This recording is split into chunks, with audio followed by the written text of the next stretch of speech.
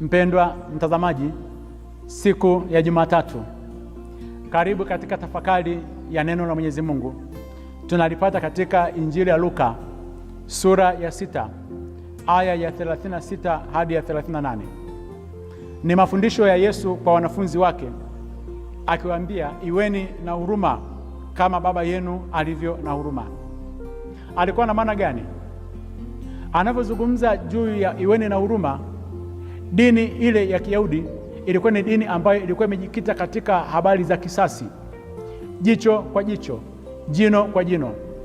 Amekufanyia mtu mabaya, ametoa jino lako, na wewe nenda kutoa jino lake. Katika hali hii, wengi walikuwa ni vibogoyo, wengi walikuwa na chongo, wengi walikuwa ni vilema. Dini haikuwa tena mazingira ya kuweza kumwabudu Mwenyezi Mungu. Dini ikawa ni karaha, ni sehemu ya kuweza kulipizana visasi. Mwenyezi Mungu, baada ya kuweza kuona kwamba hakuna mtu yote duniani ambaye anaweza akatoa mfano mwema wa Mwenyezi Mungu jinsi alivyo, alimtuma mwanaye akaja hapa duniani. Yesu Kristo ndio huruma ya Mwenyezi Mungu. Yesu alipokuja aliwapenda wote, aliwahurumia, na ndio maana sehemu nyingine amesema aliwahurumia watu kwa sababu walikuwa ni kondoo waliokuwa hawana mchungaji, walikuwa wamepotea.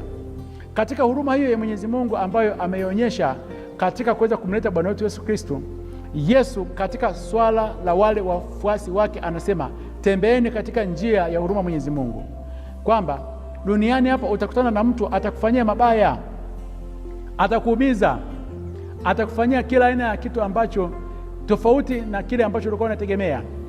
Badala ya kuweza kulipiza kisasi, wewe sasa ibebe huruma ya Mwenyezi Mungu. Maana yake nini? Katika kuweza kuibeba huruma ya Mwenyezi Mungu, tunafika ile hatua ya kuweza kutoa msamaha. Ninamwachilia yule mtu, ninaachilia hasira, ninamsamehe. Yaani msamaha unasaidia kuweza kuondoa mzigo wa hasira na maumivu ambayo yalikuwa ndani mwangu. Hiyo ndio huruma Mwenyezi Mungu. Baadaye pia katika kutembea katika shule ya huruma Mwenyezi Mungu, yaani ninavyokuwa na huruma kama Baba yetu wa mbinguni, ninaweza kutoa muda wa kuweza kujadiliana na huyu mtu aliyefanya haya makosa, kwamba huyu mtu katika kuweza kufanya jambo hili imekuwaje mpaka ukafikia hapa. Maanake ninachukua njia ya amani ya kuweza kuelewa hisia zake, na baadaye pia aweze kuelewa hisia zangu pale nilivyokuwa nimeumia. Katika kuweza kujadiliana italeta uelewano. Ya pili, nitaweza kuelewa huyu mtu kwa nini amefika hatua kufanya jambo hili, kitendo cha kunifanyia kitu hiki kibaya. Nitaelewa kwamba alipita katika mazingira ya namna gani, mazingira aliyokuwa ameyapitia huyu mtu na hali aliyokuwa ameyapitia huyu mtu hadi akatenda hili jambo. Basi mimi lazima niweze kumwonea huruma. Na Yesu anataka kwamba Mwenyezi Mungu anavyotuonea sisi huruma, na sisi pia tuweze kuwaonea huruma wale wengine wote wanaotufanyia makosa, kupitia huruma ambayo ni kubwa zaidi kuliko ukubwa wa matatizo na shida ambazo tuko nazo. Tutafanana na Mwenyezi Mungu. Anaendelea, anasema kwamba tusije tukahukumu, nanyi hatutaweza kuhukumiwa. Amesema msihukumu, nanyi hamtahukumiwa. Nini maana ya kuhukumu? Kuhukumu, ninachukua mamlaka. Mimi nina haki, fulani ni mkosaji. Ninasahau kwamba kesho na mimi nitaanguka, nitafanya mabaya yale yale, alafu na Mwenyezi Mungu ananiona. Kitendo cha kuweza kumnyoshea mtu vidole kwamba fulani umefanya hivi, kuna vidole vitatu vinazungumza kwamba hiki kidole kimoja ambacho kimemnyoshea huyo makosa yake, mimi pia nina makosa kama hayo mara tatu kumzidi yule mtu. Hivyo basi, kama nitaweza kumhukumu huyo mtu, na mimi siku moja lazima nije nihukumiwe.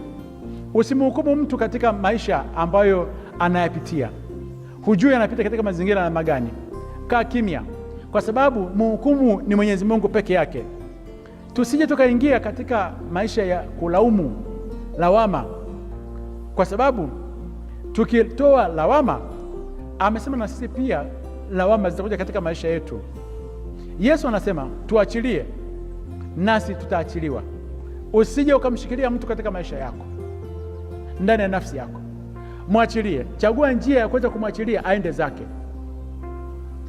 Tumia muda, nenda kaka naye, msamehe, kwa sababu nguvu ile ya kuweza kumweka mtu ndani ya nafsi yako imekupelekea umeweka sumu mbaya sana ndani ya moyo wako.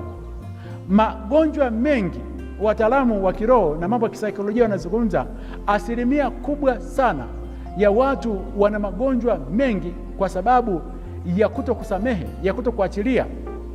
Yule mtu ambaye umemweka ndani ya nafsi yako, umemshikilia miaka nenda rudi, kama alikuwa ni mlevi, utajikuta na wewe unaingia katika tabia ya ulevi, tabia ambayo hukuwa nayo.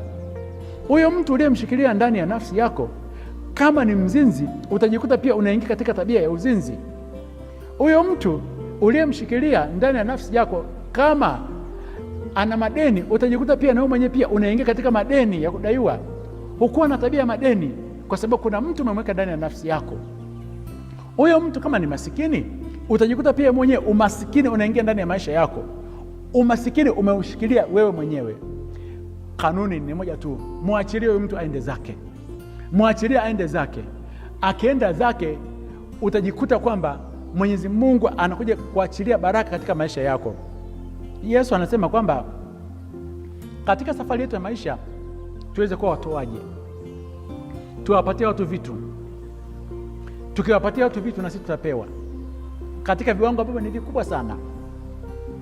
Anazungumza jambo hili kwamba kipimo kile tunachowapatia wengine katika maisha yetu ndicho Mwenyezi Mungu atakachoweza kutupatia. Kipindi hiki cha Kwaresima, tafuta mtu, kafanye tendo la huruma, wapatie watu vitu, na Mwenyezi Mungu atakupatia.